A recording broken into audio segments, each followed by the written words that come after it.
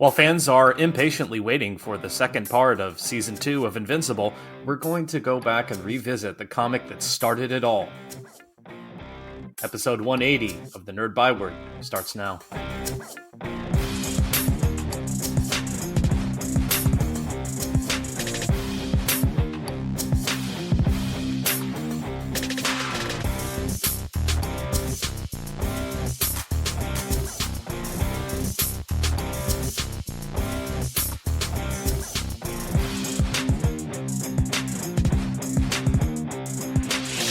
Welcome into episode 180 of the Nerd Byword podcast. Saying that out loud seems crazy. The fact that we've done this 180 times.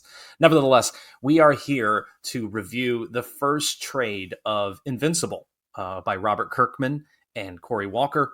The first 8 issues. I know that Dave and I had some back and forth on what constitutes as the first trade. It's switched around, but I think we settled on the first 8 issues here.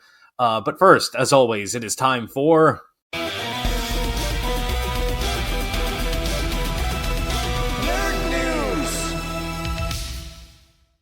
Dave, you got your girl.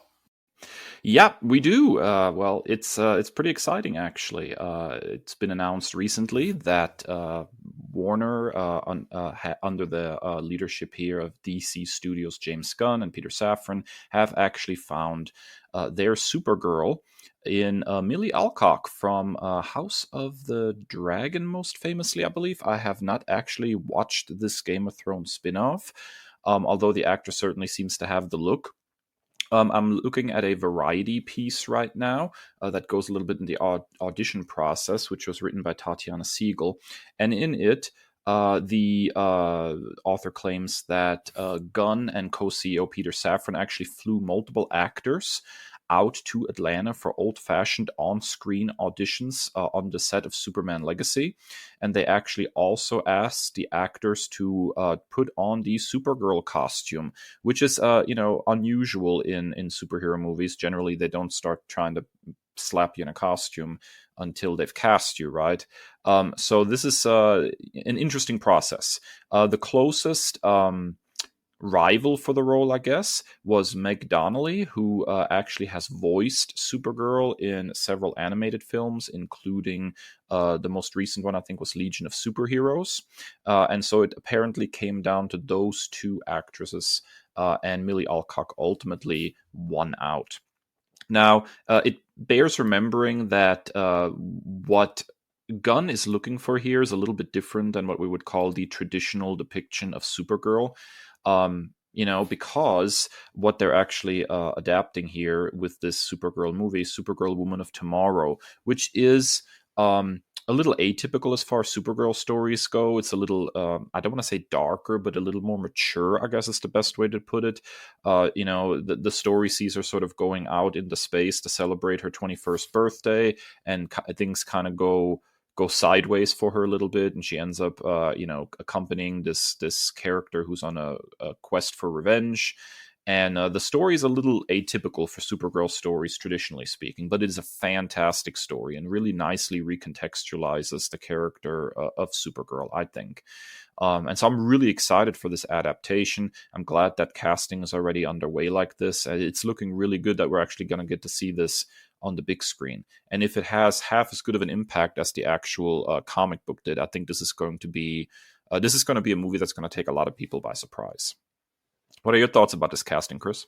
So I was a big fan of House of the Dragon season 1. Patiently waiting for season 2, much anticipation. And I think Millie Alcock was great in it. That was my first viewing of her as an actress.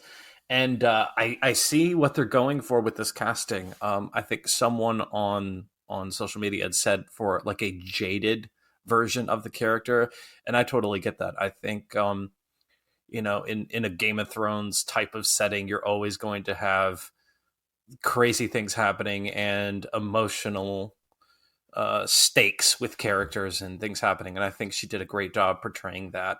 In fact, I was a little upset by the time jump, how soon it happened, and then her version of the character graciously bowed out for Emma Darcy, which is great. in their portrayal as well. So I'm here for this. And it also reminds me of your nerd commendation of Woman Tomorrow that I need to get around to reading that. All right, so Chris, that brings us to a topic that I'm kind of shocked we're actually talking about. I'm really excited to talk about it, but Peanuts was not actually on my 2024 Nerd Byword bingo card. So let's go, man. Listen, as a well-meaning, earnest kid from Minnesota, how can I not talk about Charlie Brown? No, You have a lot more hair than him, though. Let's yeah, go ahead I and do. say that I up do. front. I do. No, I'm also sidestepping probably the biggest story shaking the nerd world right now because you're not actively watching professional wrestling, and I'm Oh, I'm also aware, though. I'm aware. and, and I'm I'm I'm aware. and I'm also like over giving oxygen to whiny fans online. Um, and also, The Rock is my favorite, so yeah, I'm gonna be happy with that. I'm biased, however. I am pivoting to a feel good story because the last couple of days have been particularly exhaustive on social media. So I'm going for something that makes us feel good.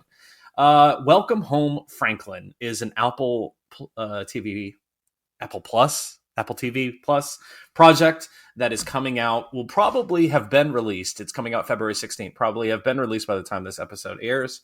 Um, but it rights a wrong that has been that even unintentionally, perhaps, Dave, for decades, has been kind of resurfaces every Thanksgiving. But for those of you who may not know, Franklin was the first black character introduced in the long-running Peanuts strip, and was the result of a school teacher in Los Angeles that asked Charles Schulz, the creator of Peanuts, to create a black character after the assassination of Dr. Martin Luther King Jr., and he did so, and it appeared later that year in 1968. When you do a deep dive on this, it's pretty fascinating as well. Schultz got a lot of pushback when the character debuted, and he reportedly said, either you print it the way I write it or I quit.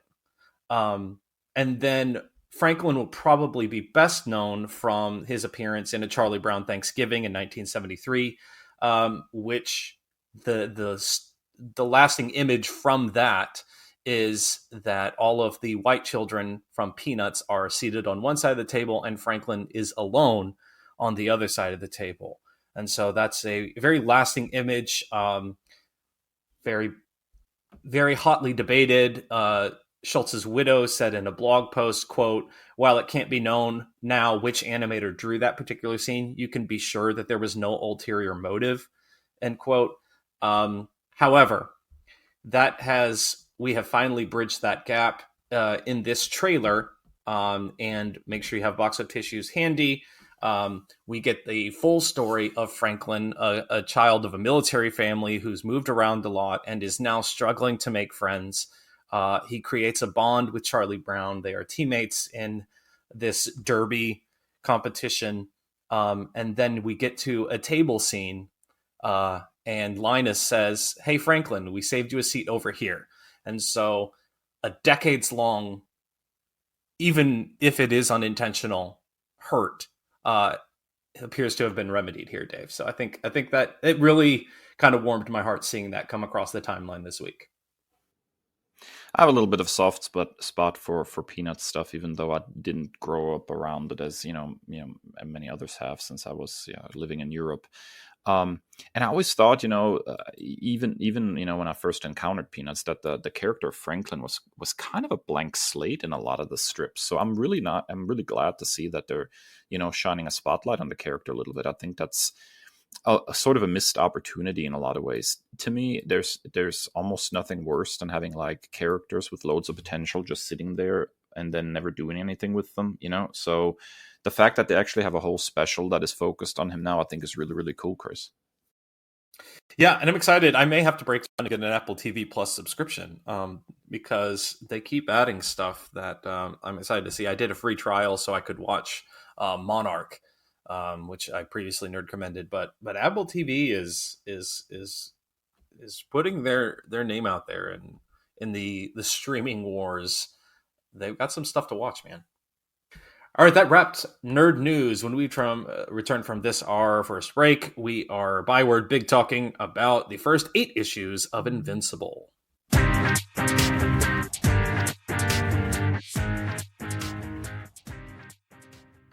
Welcome back to our main segment. We call it our Byword.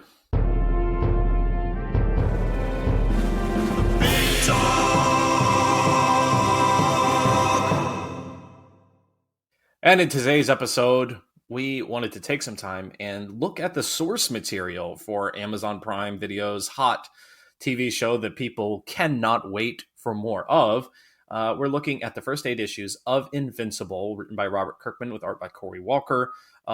As is our custom for review episodes, whether it's a film, a series, a comic, a video game, what have you, we always like to be perfectly balanced, as all things should be, with the likes and then the dislikes, and then we will give an overall grade because as school teachers, we just can't resist. So let's start off with the positive, the things we enjoyed. Dave, these first 8 issues, what is your first like? I would say first and foremost, I think is probably Cory Walker's art on this. It's a really, if you look at like tonally what this book represents in the first batch of issues, to me it is something akin to Ultimate Spider-Man, right? A sort of back to basic superhero story about a teenager coming into his power. Like that's sort of the baseline starting point. Now this series actually, as fans know, becomes something very, very different as it develops. But the baseline is exactly that. Very, very similar to something like Ultimate Spider-Man. And so I think the art really accomplishes a lot here to establish all that. There's a lot of really interesting stuff going on artistically, right? So first of all, it's very clean lines, very clean art, right? The coloring, beautiful sort of almost pastels, right? Really colorful world. Sort of archetypical superhero coloring, really, in a lot of ways, right? It really like immediately evokes sort of that colorful costume feeling, and that's really, really cool. And then there's like just a ton of design work happening here, you know. And I think when you are trying to build sort of, you know, it's one superhero story in a lot of ways, but then there's all these extra characters, right? And not all of them are necessarily like made to be analogs of like DC or Marvel characters. So you get a lot of really interesting design work. Adam Eve is probably one of the most instantly iconic. Robot, I think, has a really cool design, particularly in the face. I think there's some really cool stuff going on there that I don't think you necessarily would do when you think robot right away, right? So there's just really cool design work happening here. Right down to Nolan's mustache, right? Like, I mean, there's something even iconic about that look.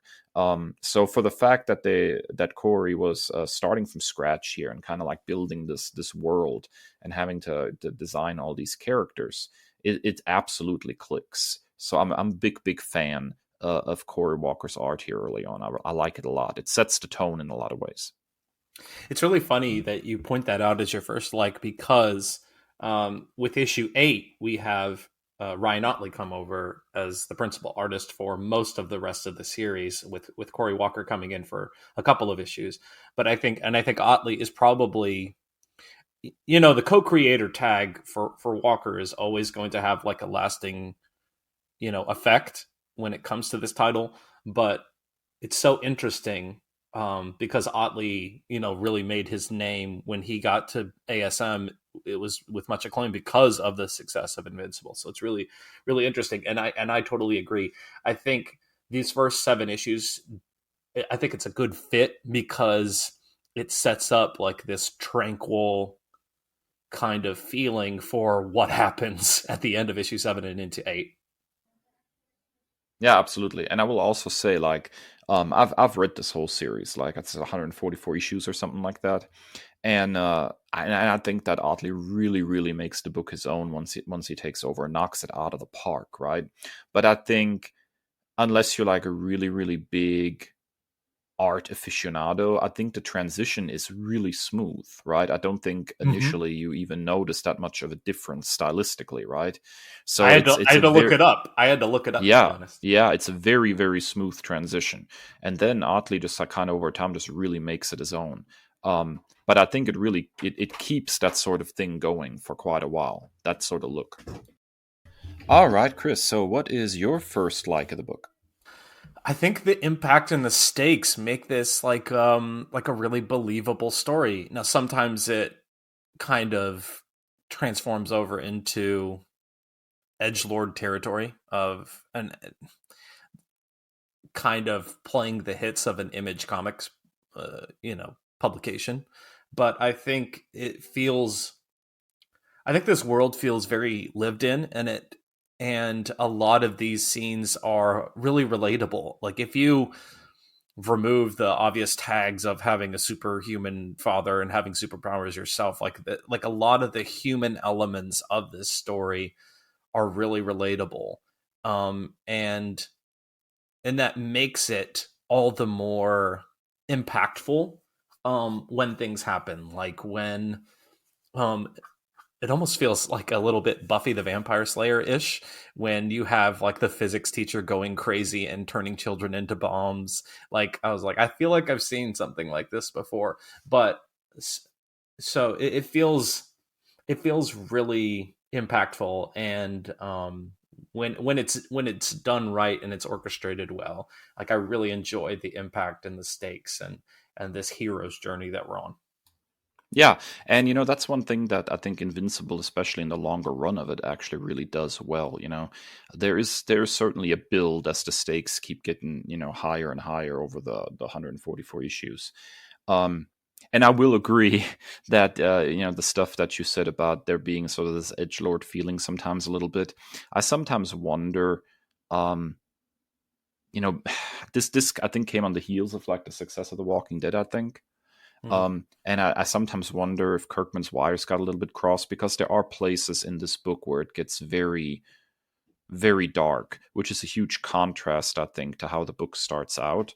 And sure, I mean, there's escalation is something that is to be understood in a story, right? But there are places where it does, as you said, feel a little edgelordy, um, and so those it's interesting to recommend the entire run to somebody and say, but with qualifications, there are things that you're Yeah. probably not going to enjoy because sometimes Kirkman pushes a little too far, and some of the stuff almost feels like it would be more at home in something like The Walking Dead, if that makes sense. I wish he would have dialed it back a little bit for this. Yeah. Dave, I'm very interested to talk about your second like. Yeah, I think I think in a lot of ways this is not um, a sort of a deconstruction of a superhero story, right? This is very, very embedded into like this is the genre. I'm telling a superhero story, and I don't feel guilty for it. Like a lot of the times when people try to launch. A post DC and Marvel new superhero, there is a Mhm. little bit of genre guilt, right?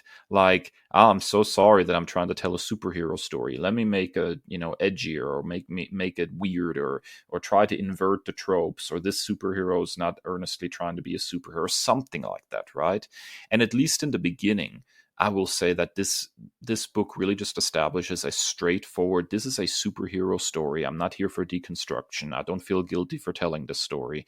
It's just a superhero story. It just happens to be a new superhero that's not DC and Marvel, but we can still play with that genre and within that sandbox and tell an interesting story. And I think, as weird as that sounds, that's almost refreshing, right?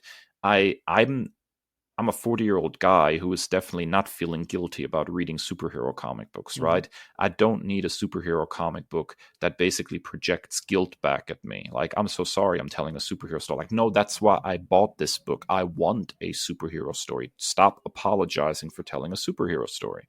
And so this is not that, especially in the beginning. It's very, very much embedded in sort of the trappings of the genre, and it presents those things completely guilt free, no deconstruction. I love that. I wish there was more of that when people try to tell a new kind of superhero story. Yeah, and I know I seem to be beating up on this property a lot, but it's just I feel like it's so disingenuous, but The Boys, like this is the principal reason why I can read or watch Invincible and enjoy it, because while there are those edgelordy moments, it's not overbearing, and they're kind of like a final seasoning on there. They're aspects of it. It's not the overwhelming premise of the show. And I think, and I've talked about this before, but like I think my problem with The Boys is, if your entire premise is everyone is awful, why do I want to escape from a world that can beat you down, that can stress you out? Why is that my escapism? And I think it's a welcome change here. So I've not watched The Boys. I've not read I The Boys. watched I watched 10 minutes and I couldn't. I will say this. My understanding from just talking to fans of the TV show who've also read the book is that the book is god awful. And that's sort of, I've heard that as well. If you're a fan of the book, bless you. Okay, I will one of these days maybe try to draw my own opinion on it. But based on everything I've heard of it, it's just not for me. I don't think I'm the target audience for it. However, I think from what everybody's saying about the TV show is that it takes that premise and it spins that story very differently. And at least there's some kind of redeeming value to it.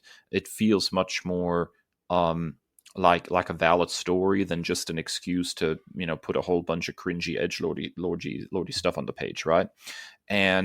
And because of that, and because of the involvement of Eric Kripke, who was, of course, the guy who created Supernatural and in charge of that show for the first 5 seasons, there's a part of me that wants to at least check it out. I'm a big fan of Supernatural. I enjoyed that show a great deal, particularly the early seasons. And kind of the guy has built up some let's say some capital with me, where I'm almost willing to give the show a shot and see what all the hubbub is about.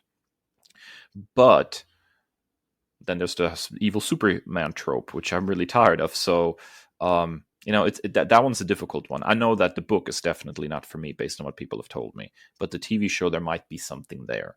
But this is not that, and I'm very pleased about that. Yeah. And Chris, what was your second like of Invincible Volume 1?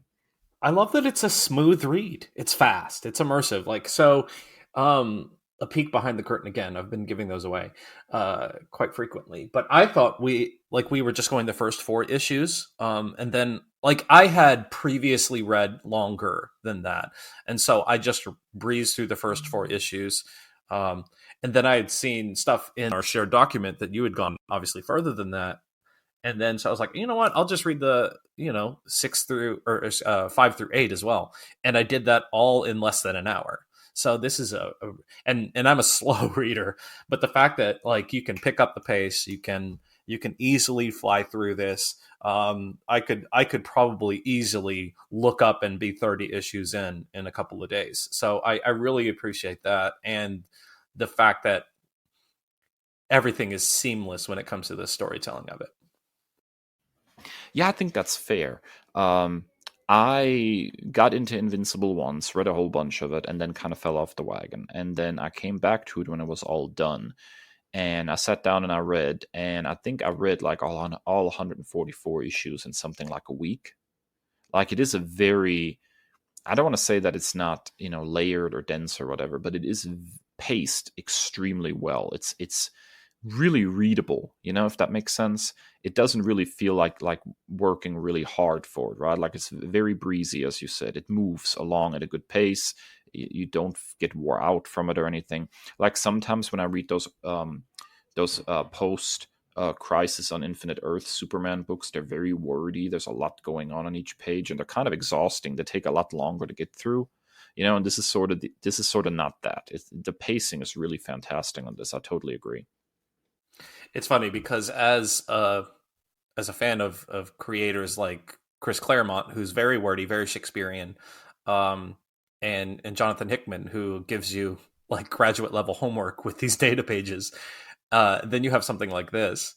And I've been slowly working through Walt Simonson's Thor, because it packs so much in those issues as well. It's funny to kind of, I almost feel kind of like I was grabbed by the seat of my pants and just jerked along on this very fast moving train with the difference between Yeah, absolutely. within those books.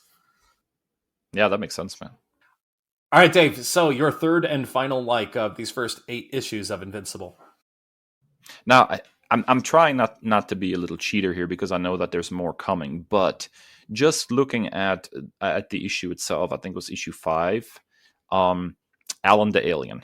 Yeah, issue 5. I just Yep. I just love Alan the Alien. Like, I like that character. I like the whole fight that he has with Invincible in that issue, and then just like the revolutionary idea of let's stop punching each other, let's just talk about it, you know. And then kind of how just like the story of him like going around and testing champions to make sure that they're ready, you know, and prepared. Like, that whole setup is really cool. That character is really cool. That design is really cool. I'm here for Alan the Alien. I just really like that character, man.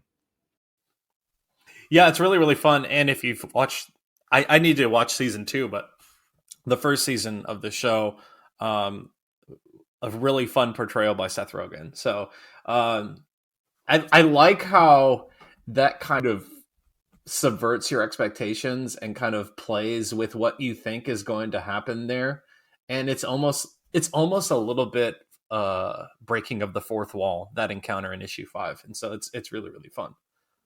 It reminds me a little bit, as all the good stuff does. It reminds me a little bit of Superman, right? The idea that you don't always have to punch it out, you know, that there are other solutions that you need to try sometimes. And so seeing that represented here, I thought was really, really cool. Also, where is Urath? No. All right, Chris. So what is your final like of the first volume of Invincible? I think we've hinted at it, but I just want to come out and say it. I think Mark is a great protagonist and a great POV character.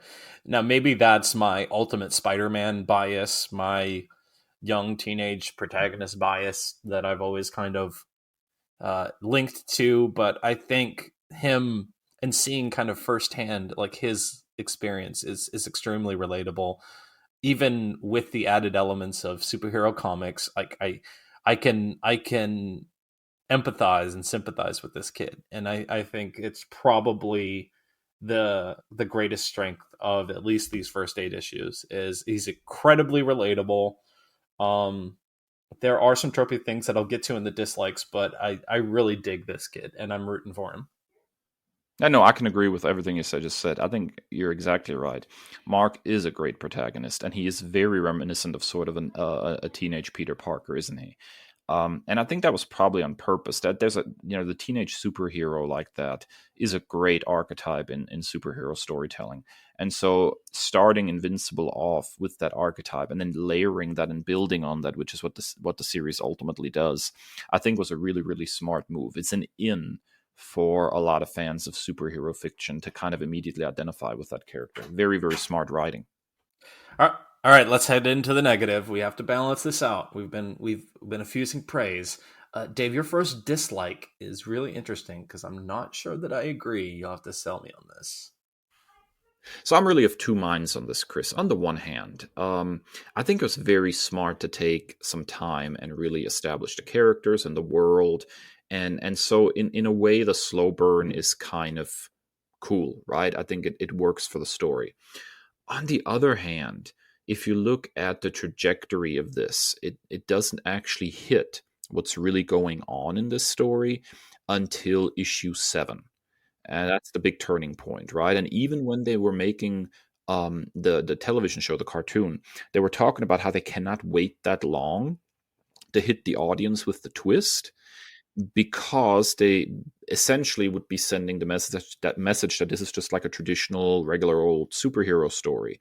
And because those are tropes that are so well worn and have been used so often, there is not really something interesting or different or special to hook people, right? And so they moved that twist up in the TV show earlier into the first season to make sure that people would get hooked on what's actually going on.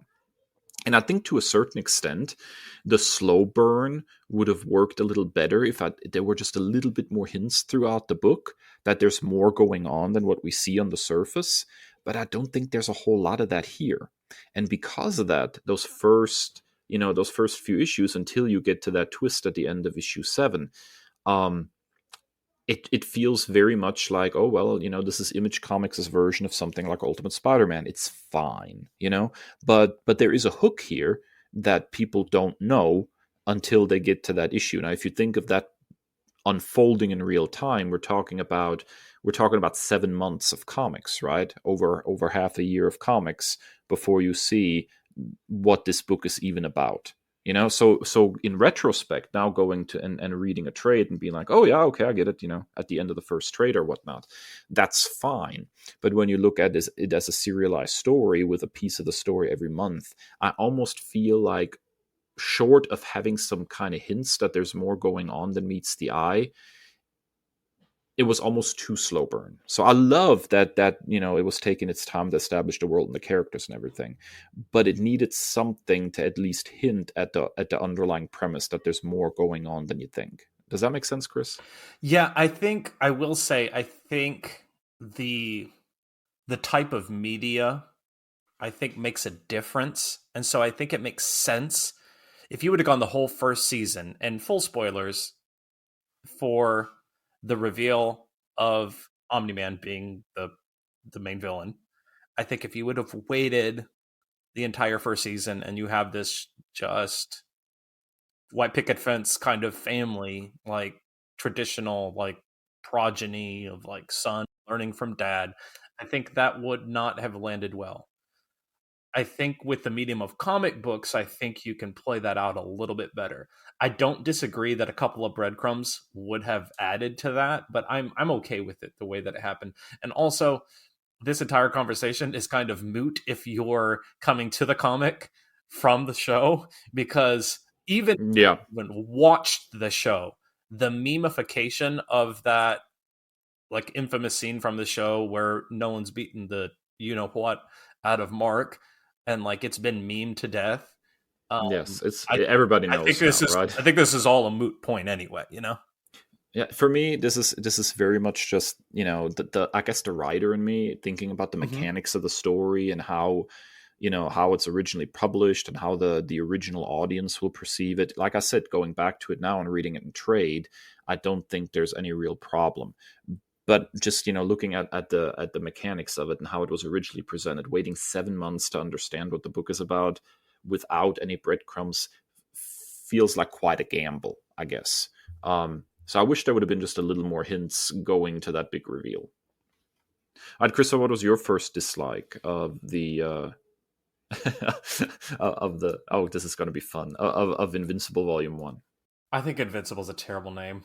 It's a terrible superhero name. Like, it's like I don't know if it's cliche. It does nothing for me. Like, it does not move me in the slightest. And Robot's even worse.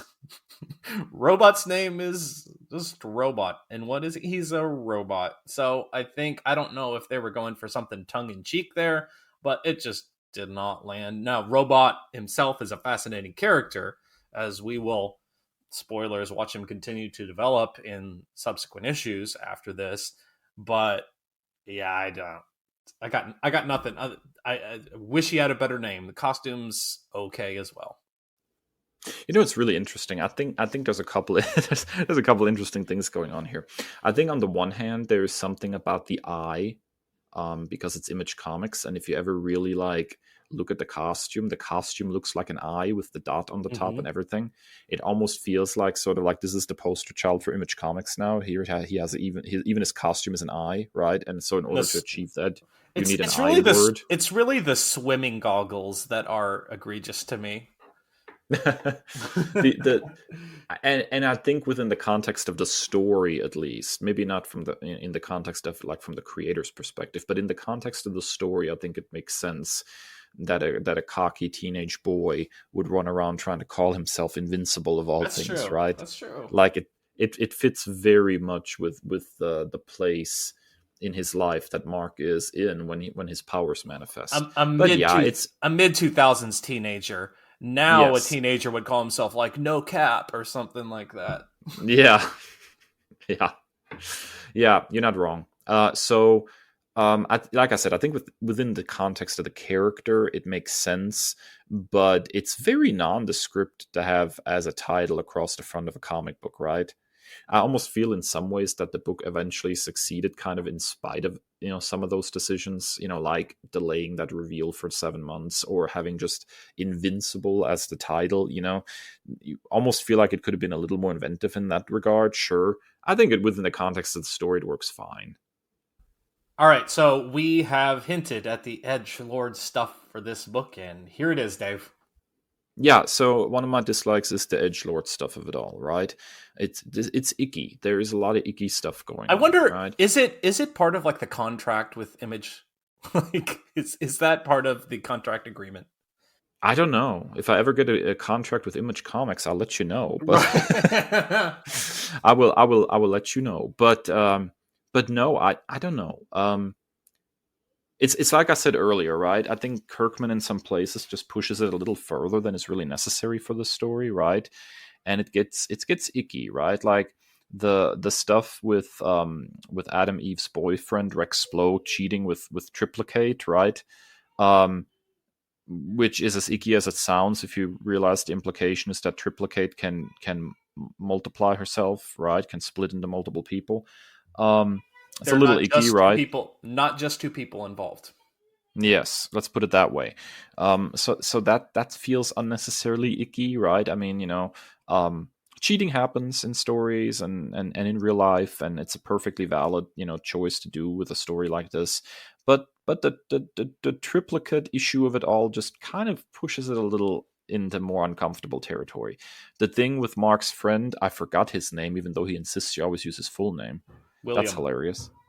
Yeah. So the thing with Willie, uh, that drove me crazy is when he finds out that Mark is a superhero and asks him to take him flying, and Mark's response was, "This is so gay." Like, So mid 2000s. So did mid 2000s. oh, that did not age well, right?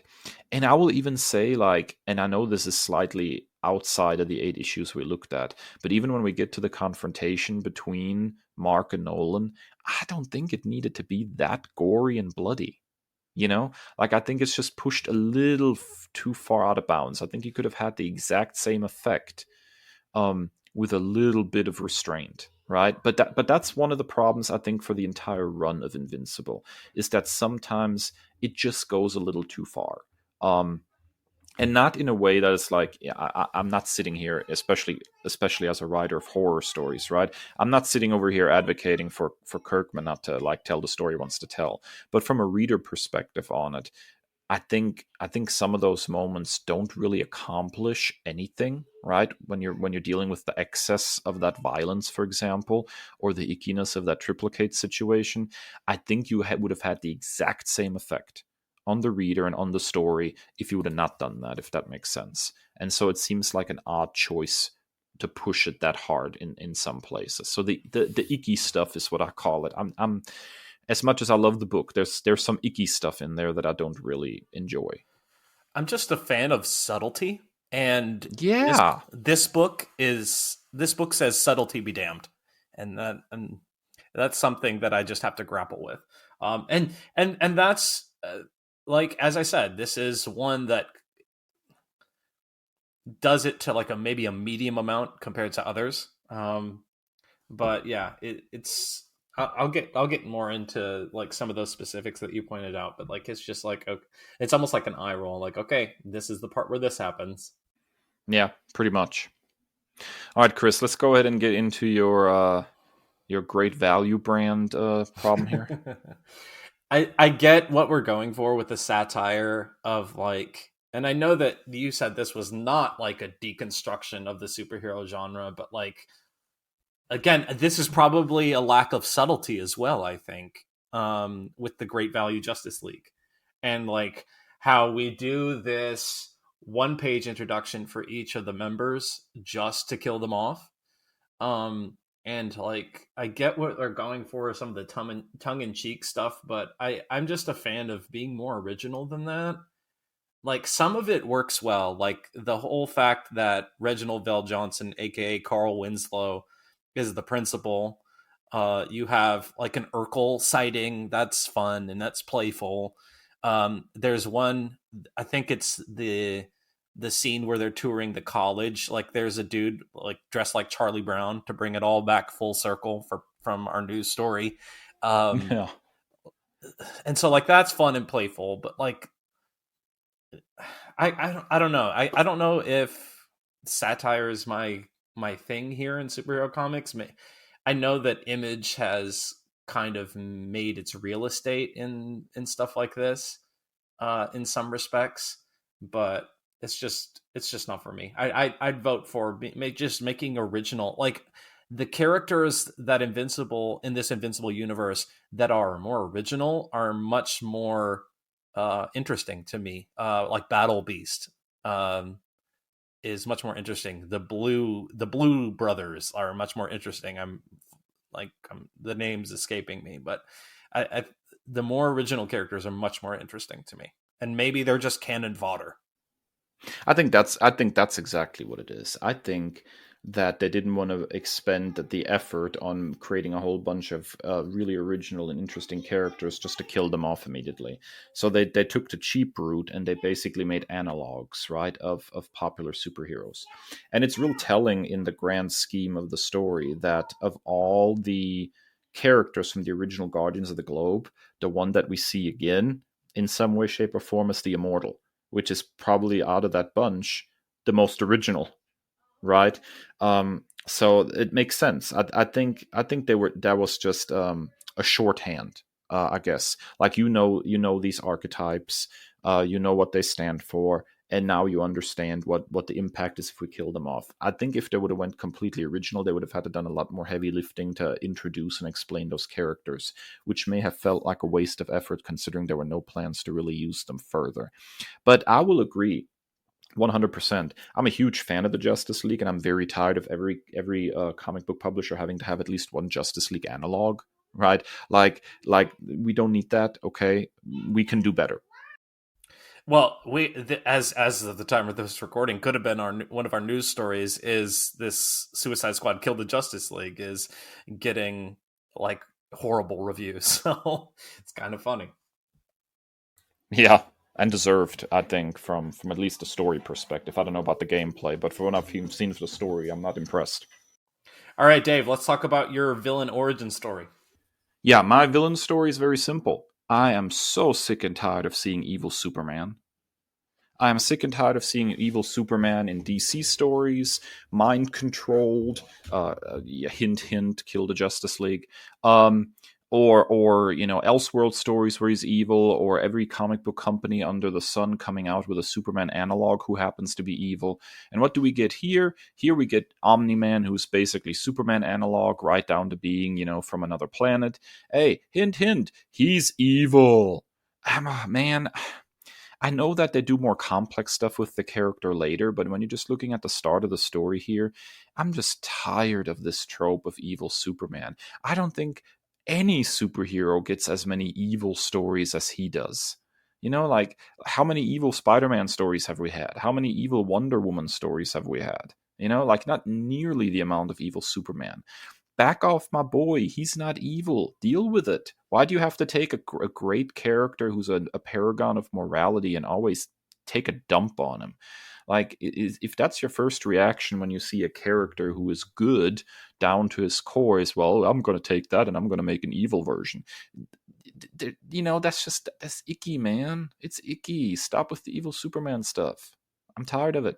Thank you. This was my public service announcement. I'm gonna go ahead and combine mine in here because I said some tropes are invincible, I guess, and that is chief among them. But even more than that, you have the whole star-crossed lovers, will they, won't they, between Mark and Eve. You have the love triangle that is just now starting as of this series of issues with Amber. Um, it's it's just like you want to. And it all comes back to, I think, make something original, like create new tropes. Like I don't just play the hits. And the Adam Eve stuff especially. You have them getting caught in the bedroom just talking. Like I've seen this play out on so many sitcoms, let alone comic books. Like I'm good. It's definitely playing the classics. This is definitely greatest hits of the superhero genre, at least in the beginning, right? Um, and again, the book definitely goes into its own direction as it progresses, and some of it is very, very interesting and good. But the foundation definitely is these are the classics, these are the greatest hits, and we're going to use that as the foundation to build something on. So if you take the first trade sort of by itself, it does feel very tropey. I guess the best way to put it is it does get better as it goes along when it comes to like just wallowing in tropes. Um, there are still some, but yeah, I will wholeheartedly agree. It's very tropey in the early goings. All right, final grade of these first 8 issues, Dave. I give it a B. I think for what it is, it's very, very good. I liked it a great deal, you know. I mean, but that's because I am a superhero guy, you know. I like these tropes. I like the framework of a classic superhero story. The art really carries a lot of it for me, and the coloring, I think that really sets the tone for what this book is trying to be, much more than the writing does early on, right? Um, but yeah, I enjoyed it a great deal. There's a reason that I kept reading and read the whole thing. You know, I mean, I really do enjoy it. There are definitely things that haven't aged very well, and Kirkman's tendency to kind of push into icky territory sometimes fits with his other big hit, The Walking Dead. I think a lot more than with a classic sort of superhero story. But ultimately, I think a lot of it comes out in the wash, and it's just a really solid book. Yeah, I'm gonna go B plus. I think the unapologetic nature that you mentioned for what it is, and the strength of Mark as a character, as a protagonist, as a POV character, I think that really carries it to me. That I'm willing to overlook the dislikes, to overlook the tropes, to overlook the edgelordy stuff. And so this is something I know I have a lot of spinning plates, but like this is something that I plan on revisiting and finishing. Yeah, that makes sense. All right, that wraps up our Byword Big Talk. We are now headed to Nerd Commendations after this.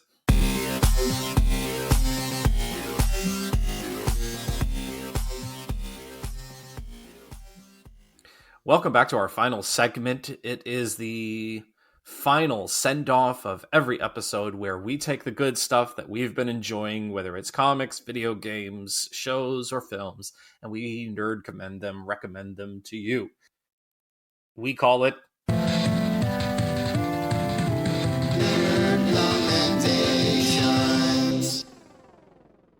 Dave. We're nothing if not consistent in our likes. Yeah, it's real funny if our schedule holds, and I think this episode of the Byword will actually drop right around the time that this book releases, which is kind of cool. So my nerd commendation this week is for the trade paperback collection of a miniseries from IDW called Star Trek Deep Space Nine, The Dog of War. It was written by Mike Chen with art by Angel Hernandez, colors by Nick Filardi, as published by IDW, and the collected edition, as I just said, comes out in February 13th. So what this basically is, this miniseries, is it's supposed to be sort of a lost episode of the show. Like, it completely is embedded in sort of the continuity of Star Trek Deep Space Nine. So if you didn't watch the show, you're probably not going to get as much out of this as a fan of the show. Since Chris and I are both fans of the show, this works very well. So IDW was putting out a sort of 30th anniversary miniseries here to celebrate all the stuff that was great about Deep Space Nine. And this 5-issue miniseries is that, a lost episode. Imagine if there was an extra episode that you squeeze in right in the early chapters of season 6, right? So we're getting all the classics here, all the classic characters and all the classic behaviors in a new story that we never saw. And the hook is the titular dog of war, a corgi by the name of Latinum. So the story is that Quark, the barkeeper, who is always getting into something, is doing some shady business that involves a purebred corgi, as well as a device that was based on Borg technology and can connect a mind to like computers and stuff, and allow you to like give instant commands across space. And so, one, what are these characters going to do about this purebred corgi that is now stuck on the station? And two, the Federation takes control of this device should they try to use it in their war against the Dominion. And of course, all the chickens come home to roost as all the shady characters involved in Quark's dealings show up, and it becomes sort of a big sort of action-packed episode as they try to save the corgi and ultimately decide what to do with this device, and or if they, whether they should put it in use or not. And I think it's really, really a strong book. For one, the art from Angel Hernandez here really captures the characters perfectly, but it's not one of those artists here that is trying to like create something photorealistic that looks almost like still shots from the TV show. Instead, what you're getting here is something that is very much an artistic interpretation, and all the characters are instantly recognizable, but at the same time a little more expressive than what you're used to from the TV show, because it is a comic book after all. And I think the art here works incredibly well. Not all of the characters get as much to do as I would like for them to get, especially as a 30th anniversary celebration. This is very much Cisco's story. It's interesting how the Borg, as a collective, were kind of shunted over to Voyager during this time.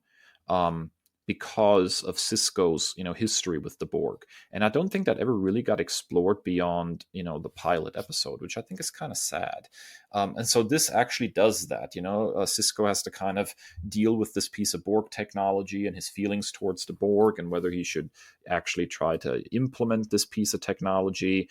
Is his history with the Borg clouding his judgment when it comes to this thing?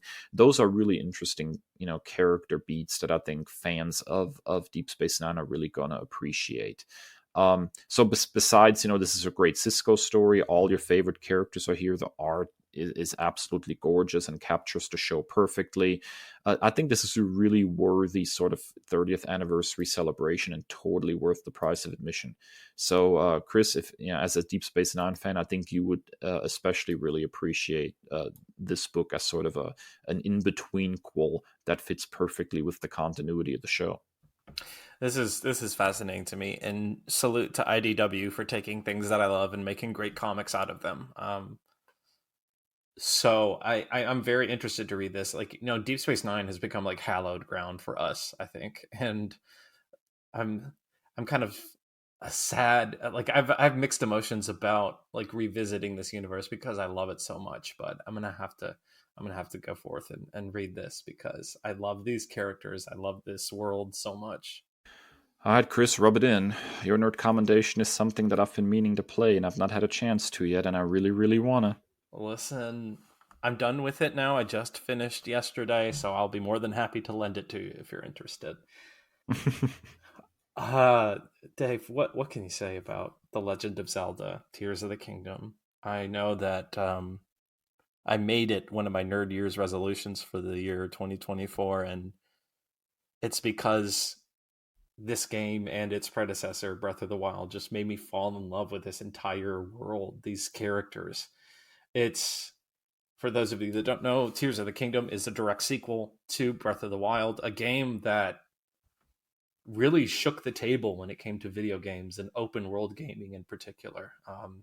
A lot of people are crediting it as the influence for things like Elden Ring and other video games. So it's just so much fun. Like, it is a month-long experience. Like, I have done precious little else. Like, when we were on winter break, I did nothing else.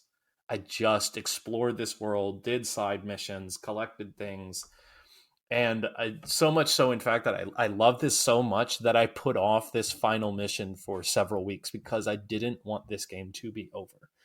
It is a visual masterpiece alone. I was kind of nervous. Number one, I'm not a fan of the $7 price tag. So if you can get it used, get it used. However, I was a little bit nervous of, are they going to be able to recapture the magic of Breath of the Wild? And they absolutely did. It's a visual masterpiece. There are new elements added in addition to what Breath of the Wild was. There are completely different levels to explore. You're exploring the depths underneath Hyrule.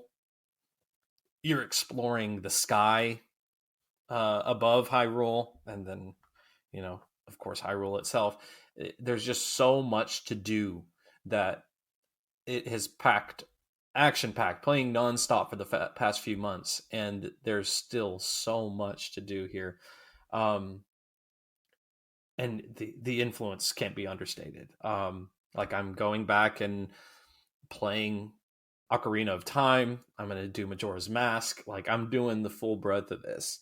And is as advertised. And the fact that it did not win Game of the Year, Baldur's Gate must really be cooking with something, and I plan to visit that one very soon as well. Yeah, I'll just be honest with you, man. Everything that you said is exactly what I'm looking for in playing a sequel to Breath of the Wild. I'm really, really, really looking forward to playing this. It's been on my list for a while. I just haven't quite gotten to it yet. So I know I'm taking this nerd commendation to heart, and I'm gonna try to find some time to actually play this game. It's Zelda is my all-time favorite video game series, so I'm totally here for this. All right, that wraps another episode of the Nerd by Word. We thank you so much for joining us on this journey. If you feel so inclined to read the first 8 issues of Invincible, we highly recommend it. And as always, be sure to like and subscribe on your podcasting platform of choice, whether that is Apple Podcasts, Spotify, or nerdbyword.com. And find us on social media. You can find us wherever social media exists, at Nerd by Word, or individually at That Nerd Dave and at That Nerd Chris. We want to hear what you think of the first volume of Invincible and what your take is on the casting of Supergirl, for example. Anything that we talked about in this episode, let us know how you feel about it on social media. We'll be more than glad to interact and talk. And as always, stay well and stay nerdy. The Nerd Byword is written and produced by Chris and Dave, two nerds with a love of all things pop culture. The podcast features music by Al Jimenez, with additional drops composed by Joe Biondi. Our show art is by Ashery Design. Find us at nerdbyword.com and wherever podcasts are available.